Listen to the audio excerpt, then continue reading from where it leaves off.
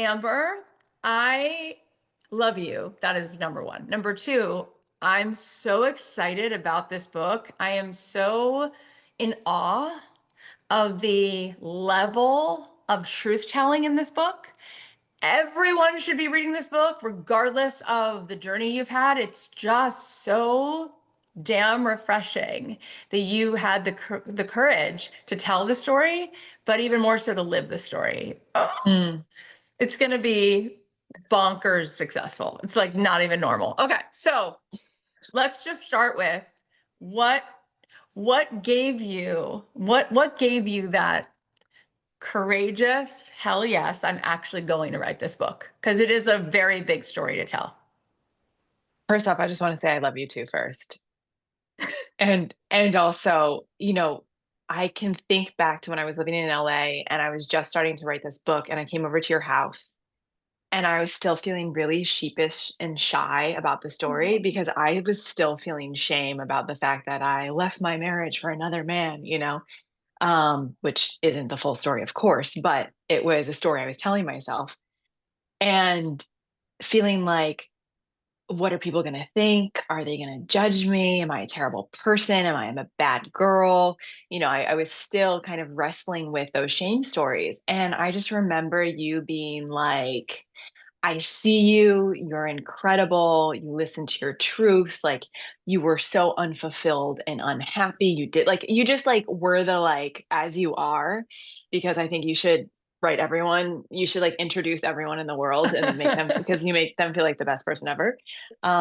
And you really like saw me and got it. And I share all of that because it's like, how did I write this book? Well, one, I felt like I needed to. I had to. It was a story that I had to tell because I think so many people find themselves trapped in the cages of their own making, trapped in a life that no longer fits, desperately trying to convince themselves that it's right and trying so hard and white knuckling their way through to try and make it work, like desperately. And that was me for so long.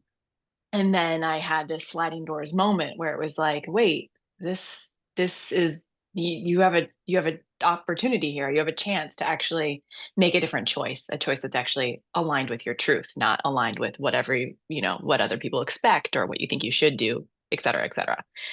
So I Wow. wrote this book because a, I had to. B, I feel like there were so many people I was finding that were living this story too. And Yep. then also, I wrote this book because of people like you who, kind of reflected what you saw in me and had me believe that I could do the scary and courageous thing. First of all, I can't even believe that I have 1 ounce of 1 ounce of 1 ounce of what to do with it. It means so much that I could have been any tiny, tiny part of it, because it is so powerful. And everything you just said is wow. Everything you just said is the conversation that we all should be having. If we set down shame, we could be having Mm. this conversation with our girlfriends, with our siblings, with our spouses. And it's so interesting because from a Kabbalistic perspective, everything you just said makes all the sense in the world. And yet when you think about the way we're all taught to think, there is so much shame when we make a new decision or we pivot or we expand or we outgrow something. And Kabbalistically, specifically in terms of a relationship and everything else also, but in a relationship, the goal, as hard as this is to hear, is not the relationship. It's that each one of us is on a soul curriculum journey. Yeah. And certain people and certain experiences are meant to last a lifetime, and certain experiences are so sacred in how they helped you get to where you are next. And it doesn't mean that that relationship was a failure. Quite the contrary. It Yeah. means that it literally was what unlocked you to become exactly what you're meant to be now. But that is not that state of being so much willing to be evolved and to be loving to all that are involved and to tell all the truths is so not convenient. And I say that word specifically because I remember being on a podcast we did before you were writing this book. You were writing, it was Hmm. during, it was the book before this book. not She's Wonder Over Worry, the book in between. Maybe it was the Feelings Journal. I'm not sure. Hmm. But Yeah, one of them. one of your amazing books, but you said, I like to ask people the question, which is, what truth is inconvenient that you're not letting yourself know? So I just remember you even saying that, and I was like, oh my God, how I have been self-abandoning to keep Mm, everything status quo. I was like, Amber is like Joan of Arc. Like what is coming out of you in no uncertain terms will liberate so mm, many human beings. So let's mm. go. I don't know how much you want to tell because I feel like you want to leave some for the book, right? But Yeah. tell us a little bit, a tiny bit of what you feel like you do want to tell about this story. And then we'll get into what I think the real story is, which is what you learned about yourself through this story. So we'll get into that. Yeah. That'll be the meat and potatoes. But just tell us what you do want to tell us about the story. Yeah, and I just want to put a pin because I love what you said about that perspective and point of view. Because people always ask me, "Oh, you stayed in that relationship for 9 years? Do you wish you would have left sooner? Do you look at it like a failure?" And I'm like, "No, it was actually a great success because I became who I am, and he became who he was in the container of that love, and it took us where we needed to go. But like sometimes growth means growing apart." And so I just like love, I'm like, yes, if only that could be how liberating it would That was be if that gorgeous. was, Yeah, if that's what we saw as, our gorgeous. kind of, Yeah. anyway. So, okay, the story 4 years ago while married, I looked into the eyes of a stranger and I had this feeling of hello again. It was like this electricity that was also calm. It was just this like opening in my body of, oh, it's you. And it was the craziest moment because it was like time, I was on a different, I don't even know how to describe it, like time plane, time slowed down. And when I looked into the universe in his eyes, it was just, I have goosebumps down my entire body as I say this. It was just like, oh, this is what it's supposed to feel like. And, my intuition, my body knew, but of course my mind was like, slow down, lady. Like, you're insane. Like, you're married. You're building this project with your husband. We had just left New York in the pandemic and moved to Baja, Mexico. We were building out this land project. And I had made my husband, my then husband, my business partner, trying to get the closeness that I was so longing for 9 years into our relationship. And we, good person, just not my person. And we tried so long to make it work, and therapy and self-help books and all the workshops and, doing all the things because I was terribly afraid to admit to myself that like, this isn't it. And he's not my person. And there was so much that actually did work in the relationship, which made it more difficult to admit that because he was my best friend. I enjoyed him. I enjoyed his company. But he was my best friend and he wasn't my romantic partner. And so when I like looked into the eyes of this other person, it was like, oh, you're my romantic partner. You're the father of my children, which felt insane because I did not know him and he was literally a stranger, but Yeah. I knew. Right. Um, and so, the story starts there and, it explores my leaving both like the identity and roles that weren't serving me anymore, the pleaser, the harmonizer, the good wife, the who I thought I needed to be loved, as well as like leaving, the relationship and stepping into what felt most aligned and true.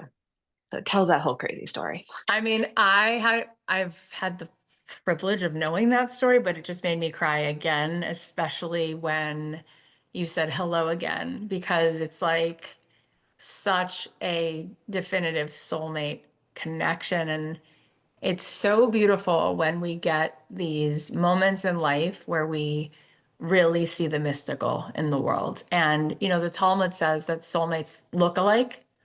I mean, you guys are literally soulmates. Like you're twin flames.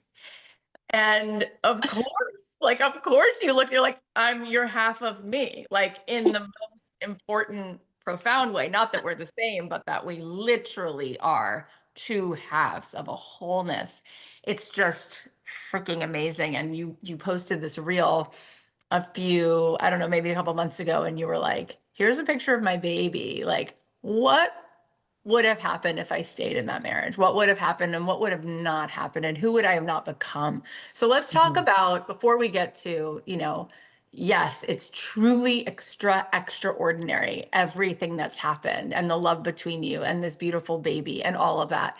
And really, I think what's really most important for everyone who's listening is who you've allowed yourself to remember you are and Mhm. how you've actually right-sized your life to actually be in alignment with who you always were that you weren't willing to let yourself be. So you called the book Loveable. Like you could have called the book Soulmate. You could have called the book John. You could have called the book like Baja, but you called the book Loveable, which of course it's so Amber Ray that you would do that because what you're really leading us to is like this is actually about a deeper mission, which has nothing to do with really the relationship in my marriage. Yeah. It has to do with the relationship with myself. So Mhm. why lovable? What does lovable mean? And what did you learn about being lovable that you didn't know?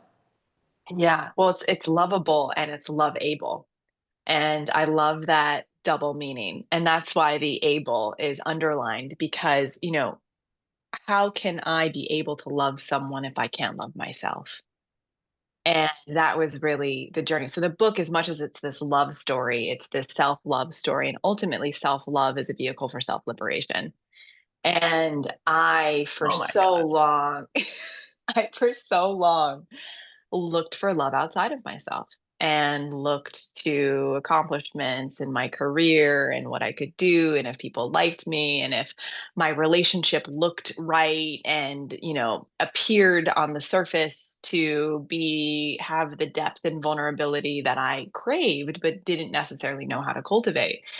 And and really, it's learning to so much of what I had to do was to look actually more accurately at my past and look at what I learned about love and look at this. I lost my father when I was a young girl, but he got in a car accident when I was 3. He didn't pass until I was 12, but he was in a hospital with a traumatic brain injury for that entire time. And so like he was alive, but he wasn't alive. And I longed for like the love and attention of this father figure and would look to my friends who have their loving fathers like why don't I get that too. And I realized I had to go back because I so and my mom would say the most wonderful things about him because she didn't want me to think that he was like this addict who he was wonderful in a lot of ways, of course, but like also got behind the wheel of a car under the influence, and that led to the accident in which he killed his best friend and he essentially, killed himself.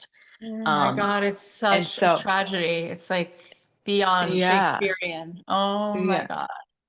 And so that longing for someone who couldn't meet me became the pattern I kept repeating.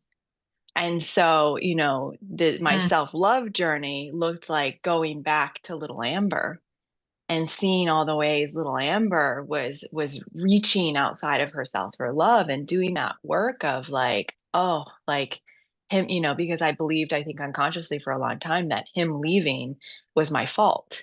Like I wasn't worthy. If I had been lovable enough, he would have stayed when him leaving had nothing to do with me.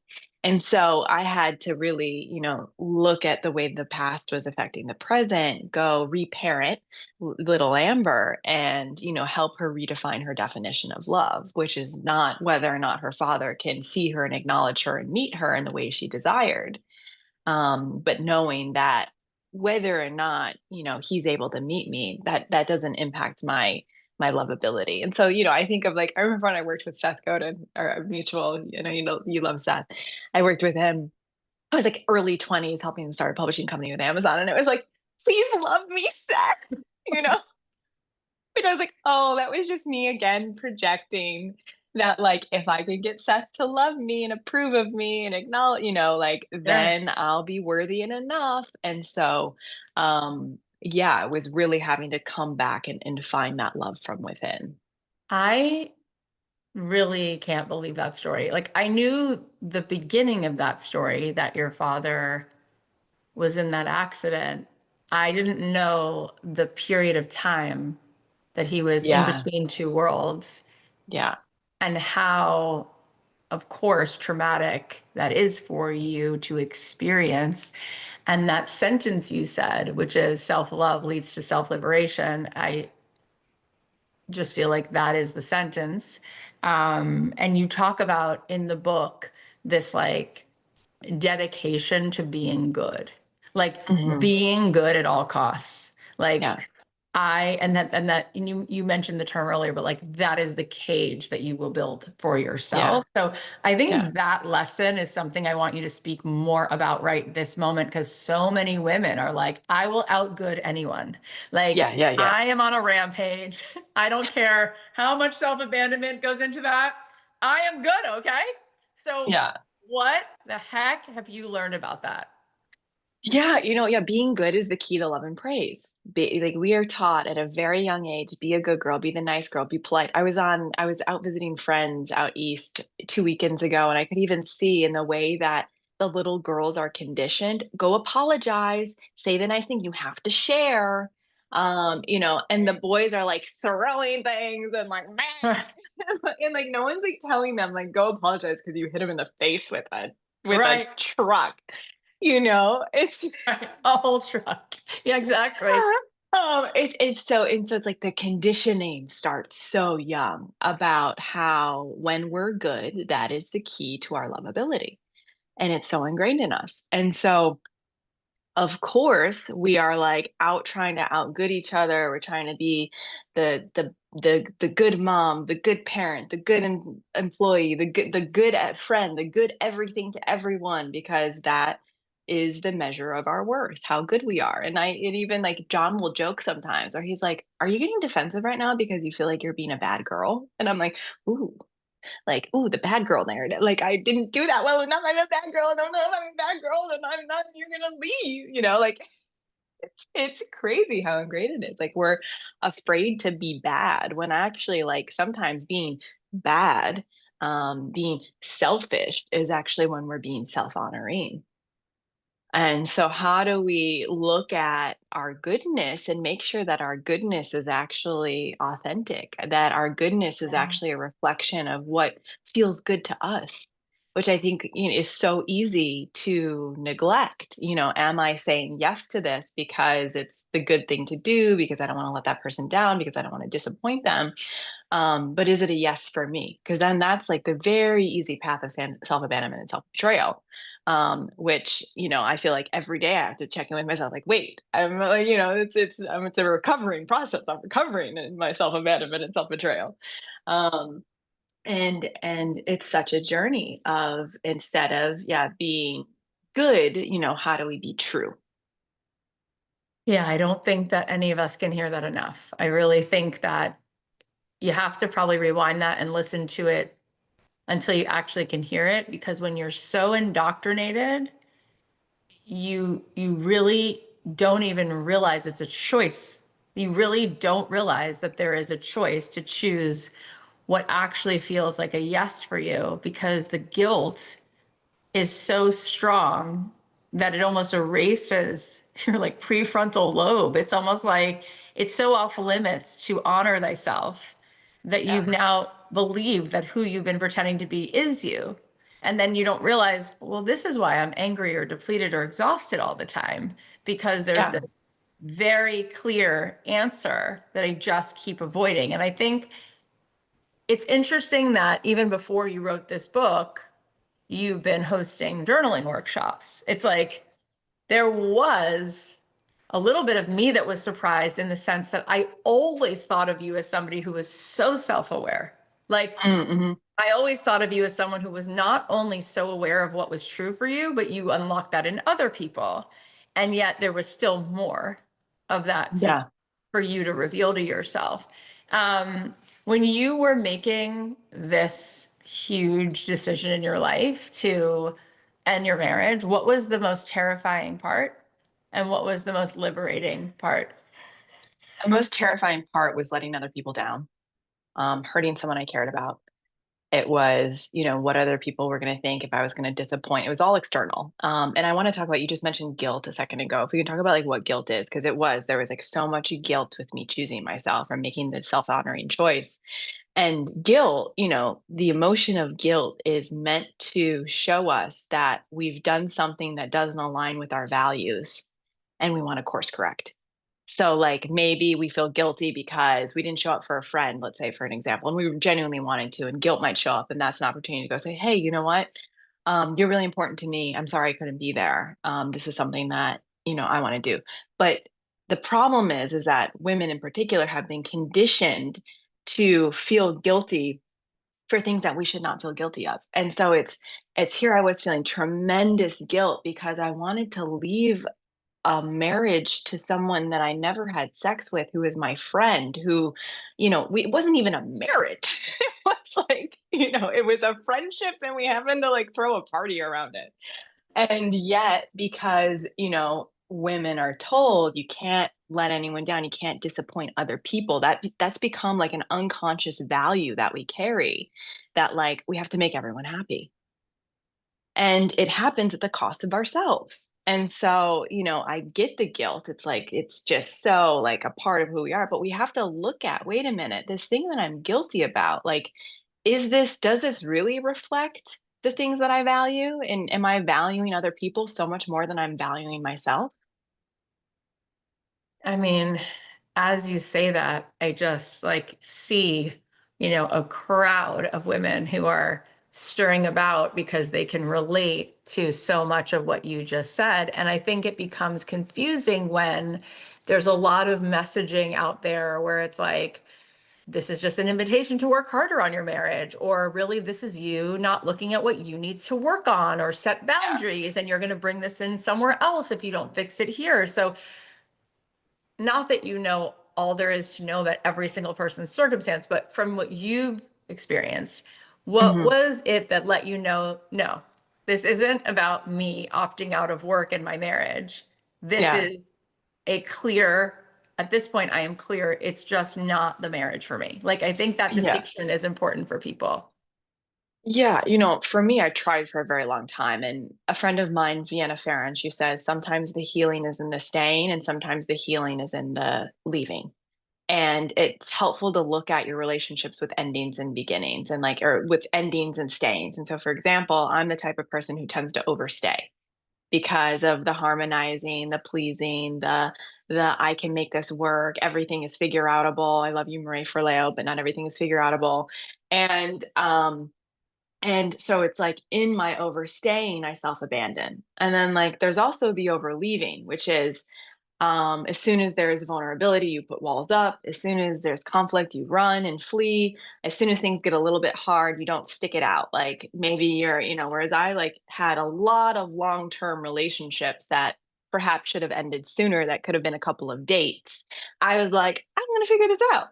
And so I think, if people are kind of wrestling between do I stay or do I go, it's helpful to look at your patterns around that. And so, that's kind of more big picture, but for me, I had stayed so long and tried for so long that when it took me meeting, another person, and I didn't know if he was going to be the love of my life or just a catalyst in the moment. I felt like, oh, I think this is actually my person. But what he offered was a mirror. And I think we get mirrors in a lot of ways. Maybe, you listen, if someone's listening right now, they're like, oh shit, like maybe I'm the mirror in your life Yeah. or your story. But like a mirror could be a book, a friend, a conversation. It's like things show up in our lives and they invite us to look really honestly at ourselves.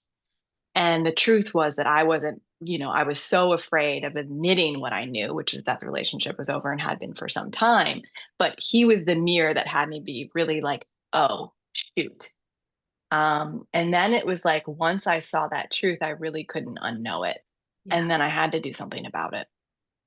Yeah. It's truly fascinating, and I'm sure that as you are promoting the book and as the book is being read and handed to friends, there will be people who at first read this book and like they project their animosity toward you because there might be a part of them that is so triggered by what they are so not wanting to look at, right? Yeah. I'm just curious if you've already felt some of that and how you've been navigating that. Oh man, been feeling a lot of that, particularly as I've started telling the story. I've had a few videos on Instagram go reach a lot of people, and oof, the comment section, people are like calling me like, "What's wrong with the world? I'm toxic feminism. I'm diabolical narcissistic personality disorder." Wow. I'm like, Wow. all because a woman made a choice that like was good for her and ultimately actually like good for both people because no one wants to be in a relationship with someone who's half in. But it's been interesting to see, and there's people have a lot of pain around love, and I get it. Like people, I don't know whether they watched their parents leave or if they had someone left them in a really betraying way, that people have a lot around love. And so I'm learning to look at it compassionately of like, you must be hurting. My story is touching something in you that is either painful or that you don't want to look at. Yeah. And, thankfully I did, I had enough friends shame me when it happened that I had to unpack in therapy for several months.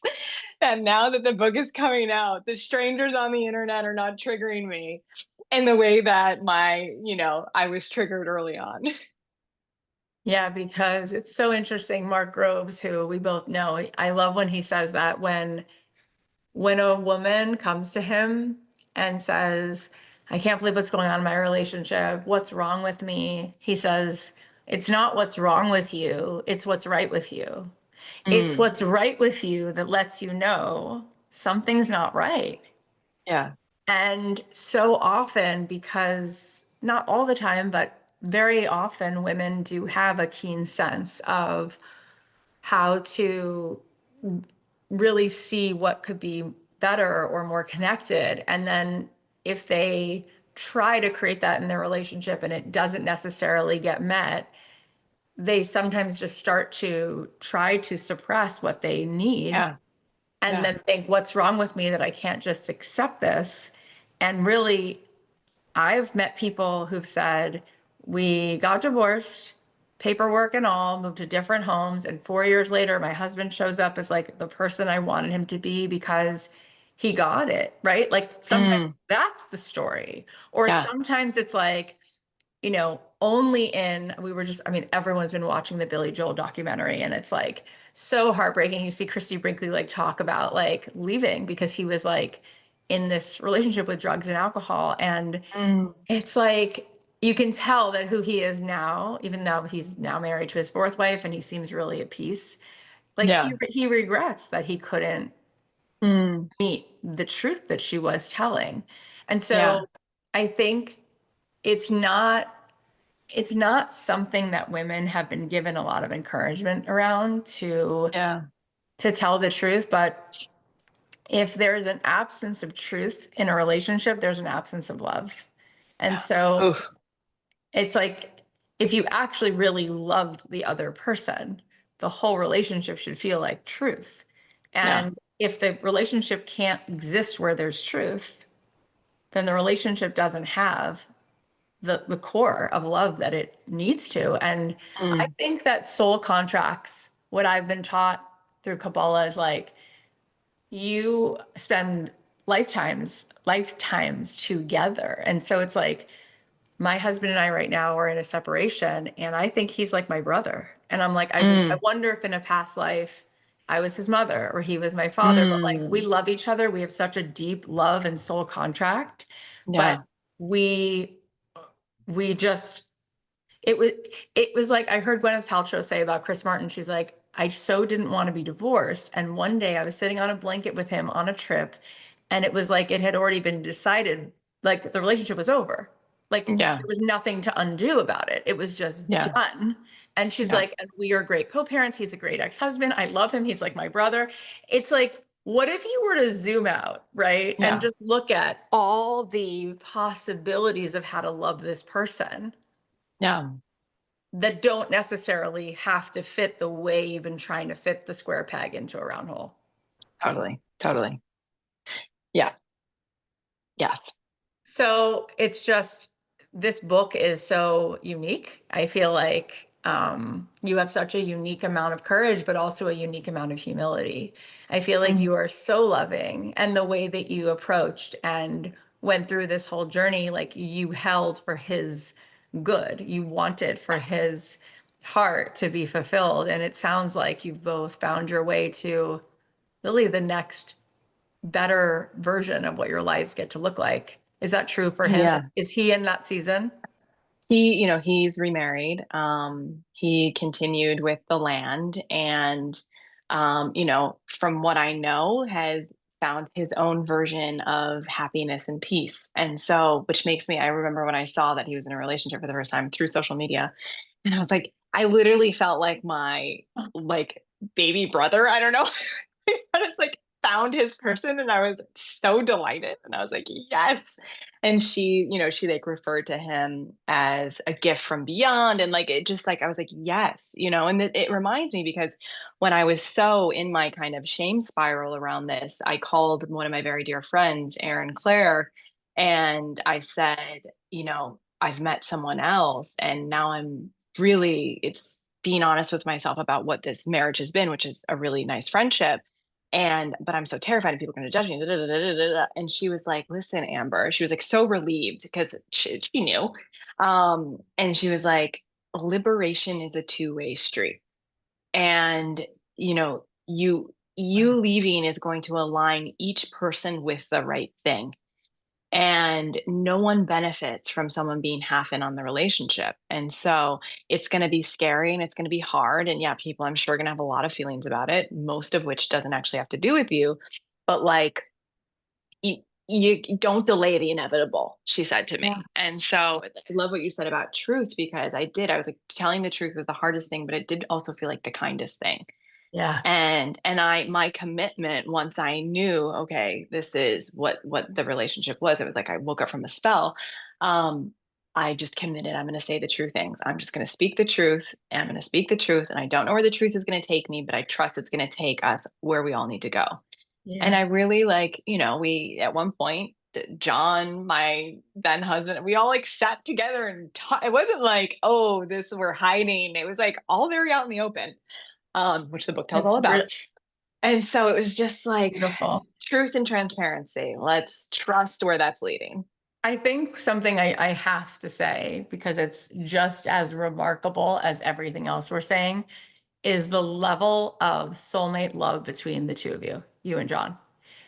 And I think what's so sad is that people don't think it exists.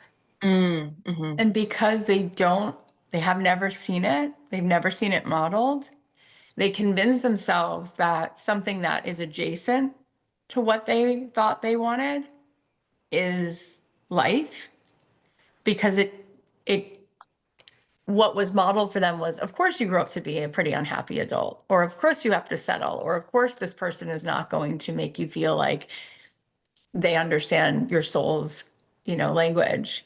And when I've Yeah. seen you and John together, it's like lightning. It's like nonstop lightning bolts. Mm, It's like a lightning storm, and it's magnificent. And mm, it's something that the two of you don't realize, maybe the degree to which just you being together is showing people a possibility mm, of like such deep, really like awe-inspiring love. mm, And I just want you to speak to that for a moment, like how different that feels. And what I know just through the language of like manifestations, like we manifest more light at the speed of safety in our nervous system. And mm, because we all have, as we know, like sort of an upper limit, I can't really imagine how you went through those first experiences with John where you allowed yourself to be that happy, to feel that good, because we all know there is a certain level of what feels familiar.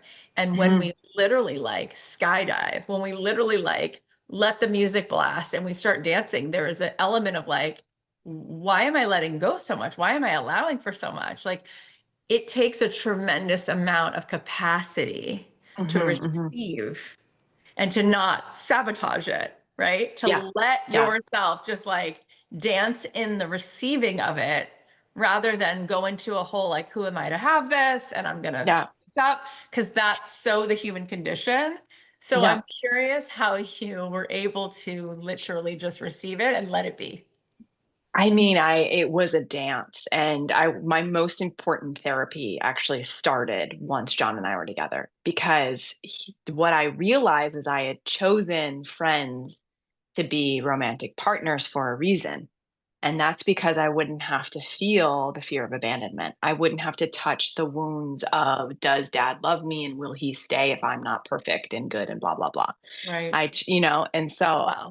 and in a way, my that 9 year relationship, because I wasn't, is he going to leave me, wasn't part of my narrative.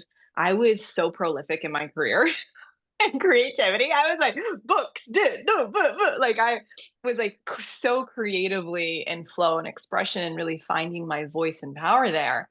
But then I hadn't done that in love. And so it's like once I'd found my voice and power and my creativity, it was like, wait a minute, okay, so the career thing, wait, but like, wait, the love thing, and love was never, I never saw soulmates. I never saw like a healthy marriage model to me. It was like crazy and conflict and and so when I hear now I am with my person, and by the way, I was in a 9 year basically sexless marriage. So here I'm with my person, and when I packed my things and he picked me up at LAX 6 weeks after meeting him, not to give too much away, we had committed our lives to each other and we had never even kissed. And I was terrified because I was so disconnected from my sexuality and he was not disconnected from his sexuality. So I was like, if, I remember the plane ride there, I was like equal parts alive. I just liberated myself from all of this. But oh my gosh, if I'm not good in bed, will he leave me? Or like, if I like, what if I don't know how to kiss him? Or like, I felt like I was 15 years old. And so a lot of the important therapy, it was like now that I've brought in and kind of like manifested the truest, deepest soulmate kind of love, how do I not mess it all up? Like, how do I not freak out and leave? How do I believe that I deserve this? How do I like not wait for the shoe to drop? Because my history told me as soon as like my mom remarried when I was 9 and we thought he was wonderful, turns out was not so wonderful. So it was like every time my nervous system learned like, okay, we're good. Like this is going to settle down, something would happen things would kind of go a wreck. And so in early in our relationship was like kept waiting for the shoe to drop. Like, is something going to blow this up? And so I had to learn how to hold what we had, the love that we had, and let it feel safe in my nervous system. It was interesting that, like, not real love, but platonic love was safe in my nervous system. Extraordinary love was not safe in my nervous system because also my belief was that extraordinary love leaves. And what I had to learn and what I also knew, but is that like, the love that we had was safe and extraordinary. And John didn't give me, but it was like, is John looking at other women? Is he, like there were like I couldn't believe the insecurities that came to the surface that I like had to contend with early on in the relationship because I just like never was in a relationship that required me to really feel those. And thankfully, we get wounded in relationships and so we heal in relationships. John was right, like willing to meet me there and be Yeah. like, I am safe. I am, the Yeah. story of who you think of these men that you've known in your past are not me. Like, It's it's yeah, It's so powerful, and I really deeply, deeply relate. My parents had a horrible marriage. They got divorced. There was a lot of abandonment. I didn't hear from my dad for many years when he was with his second wife. Then I met up with him again before he met his third wife. There was a lot of that. And my husband was my next door neighbor, and he was mm, my friend. mhm, And I felt very safe, like having this very loyal, sweet friend. And the guy I had been dating before him, like, drove a motorcycle and was very um, like outgoing and charismatic. And he was an actor and he was on TV. And I remember being like very insecure about like how out of control I felt of whatever could be happening. And that was all in my head anyway. And he is not my person. But my yeah, point is that I remember a therapist saying to me a couple years ago, she's like, when you guys met, you weren't in your power. So you didn't feel whole enough to be with someone who was in theirs. Yeah. And I was like, oh my Wow. God, like, Yeah. wow. And what happened to me is when my father died a year ago, Mm. my dad died in July. And within like, I went through Shiva, I went through whatever. And like a month after, almost to the day, I sat in front of my husband. I was like, I love you. I will always love you. You're my best friend. You've given me so much. But the girl who was my father's daughter, she's no longer here. Mm. Hmm. And so everything that's not really true to me, it's just so clear. Like it's no long I can no longer be what I'm not. Like with Yeah. his death, so much of that is going to die. Yeah. And I was like, and I'm scared and I love you and I love us and I love our kids and I want us to always be a family. And because I said it from that place, it was met with so much love.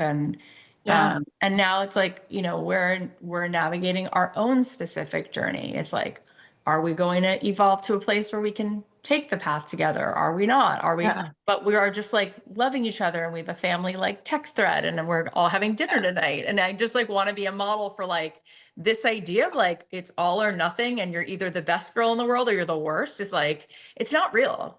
And Yeah. I see so many people. We were just in Europe and we were traveling as a family. And then he took the kids to Greece for a few days. I took the kids afterwards to Italy for a few days. But we saw so many married couples, and a lot of them are miserable. Like they're sitting at Yeah. tables bickering or they're, Yeah. not talking. And then we met up with a couple who's they're each other's second marriage and they're in their 70s and they're so in love. They're holding hands, they're kissing. And I'm just like, Mm. I think it's just important to have all of these conversations, even if they might be triggering to some people, because Yeah. maybe that trigger is what you need to open yourself up to whatever the next version of you is. So, Yeah. speaking of that, Yeah. I want to ask you because I think what you said earlier, which I repeated, which is like self-love leads to, liberation. At the end of the day, the root of this, everyone who's listening, what we can take with us is coming home to ourselves. So you're Hmm. so good at this. I wanted to ask you, like, what is a practice you have, or what is a journal question you can think of Yeah. today as we get off of this podcast? And maybe we're feeling a lot of emotions, or we're feeling confused, or we're feeling angry, or we're feeling sad, or we're just feeling Yeah. inspired, but we know that we want to be more at home with ourselves. I don't think Yeah. anybody will listen to this and be like, no, I'm totally good on that. Like I'm totally at peace with myself. And I think that that is the place I want to sort of end the conversation is like, Yeah. Yeah. how Yeah. do you help people come home to themselves? What's a practice you have or a question that they could ask? Yeah, I mean, the journaling practice is so key and essential, and that's because that honest conversation with yourself is the most important first step. And if we can be brave on the page with ourselves, we can be brave in our actual lives. And so, if you're feeling a lot of feelings right now and this is bringing things up for you or having you look at things that are scary to look at, first off, you're not alone. I feel you. I know it's hard. Grab a pen and paper and I'm going to give a few questions and pick the one that feels most resonant and true and go with it. The first question is just what's alive in me and what needs to be seen and heard. Maybe that's just a part of you wants to be acknowledged and heard and seen. Go with that question. Maybe there's a truth that that the question that we talked about, what truth am I afraid to admit to myself and why? Maybe there's a truth that wants to be acknowledged and seen that you've been afraid to put voice to. That would be your question. Or one around self abandonment, if you feel like you keep putting other people above yourself, is where am I disappointing myself so I don't have to disappoint another? And begin there. And, it can be scary. Set a timer for 5 minutes if you need it. And I invite you because the editor can get really loud when we start journaling. Oh, this is scary. You don't want to say this. You don't know what you're doing. Just try to put pen to paper and try not to lift your pen. And you might be really surprised by what your inner world wants you to know. Those questions, just the questions alone, I'm like swooning over because just even inviting in the question, I feel myself open up. I'm like, where am I disappointing myself so I won't don't disappoint others? Like that is such a massive question. And I think that the truth of the matter is that, and it breaks my heart, like we come from generations of women who they literally like wrote the book in this, like Yeah. disappointing themselves to not disappoint others. And it's like Moana going beyond the reef and everyone telling her like it's fine on the island and don't go out there, like you won't make it. And it's like there's almost a loyalty to the martyrdom of the women who've come before us who Mm-hmm. sacrificed all of their well-being. Hmm. Hmm. And it's Hmm. like, who am I to be this happy? Or who am I to be this brave or this awakened? It doesn't feel like it goes with my lineage. It's like, oh, but you came to heal it, right? You came to heal it. And there's no doubt that for all of us, if our great great grandmothers were sitting in this room, they'd be so grateful that we are listening to that level of truth in ourselves, which Yeah. where they lived, no matter where your great great grandmother lived, no matter where on the earth, chances are she wasn't feeling encouraged to be liberated, you know? No, So no. And if I can speak to that really quickly, my grandmother, when I made this big, I'm so close with my grandmother. When I made this big leap and I went and told her, she said, "Don't tell anyone the truth of your story. They're going to judge you." And she was probably judging me because my grandfather, had an affair and left and blah, blah, so did blah. mine. And so she was like, here Amber's now the one that's leaving. But a year later, she called me and she said, "I just want to tell you that I'm so happy and you were so brave, my love. And I thought about it and I would have left your grandfather. I was not happy there. But I was a housewife in the 60s and I didn't have the emotional strength or the financial resources to be able to leave. And so I knew he was out doing all kinds of things. I knew it didn't feel good for me, but like, what was I supposed to do?" And so your story like was confronting for me, but it also helped me realize like I wish I could have been you. And, so just like it's this whole idea that like, and I realize like we heal in all directions. Yeah. As I'm living my truth and liberating myself, I'm actually liberating my family line. You just made me think how much I would love to do a whole series of podcasts where women tell their grandmother stories because Oh, I'm thinking like, wow, this is so profound and exactly what you just said. You liberated, so much, you collapsed so much time and space in that one brave decision. My grandmother told me the story. She's since passed. I was very close with her. And she told me the story that she went to the doctor one day and she's like, "What's going on with me?" He's like, "You have an STD." She's like, "STD? I've been with my husband since I'm 17. No one else." He's like, "Well, your husband has been with other people, is the point, clearly. Because, like, how do oh, you think you got this?" And so she confronted him and yeah. he agreed to stop cheating on her. And then my mom was in a marriage where my dad was horrible to her. And Mm, not only did she not leave, she was devastated when he left for that woman. And so that's my model. yeah. It's just Yeah. like Yeah. these stories are not dissimilar. And here you are, and here you are charting something so different for your kids. And how awesome that your baby is just born into so much love. Like it's, Yeah. and two parents who are really willing to put everything on the table. Yeah. And what an awesome quantum leap for the way that you are raising him. Yeah. Yeah. Yeah, it feels special. Yeah, I look at our baby, our little soulmate baby, and I'm like, oh, this is why. This was it. This is the reason. And I mean, launching a book with a baby is a woof, is a thing. I'm like, I don't know how I'm doing it. It's amazing how God's like, all right, here's what we're going to do. We're going to have a baby. And at the same time, I'm giving you this book that has to come out. It's coming Yeah. through you. Like, you can't Yeah. stop it. But here it is. It's Yeah. like, I mean, I literally handed in my manuscript and then gave birth. And then I was like 6 weeks postpartum. And they're like, give us your edits in 2 weeks. And I was like, bah! yeah. John Kabat-Zinn has a book, Full Catastrophe Living, how like mindfulness is not the absence of all the things. It's like Yeah. literally being alive is all the things. It's all of them Yes. at once. And so there you go. Okay. Yeah. Tell us where we are going right this second to go buy a copy of this book.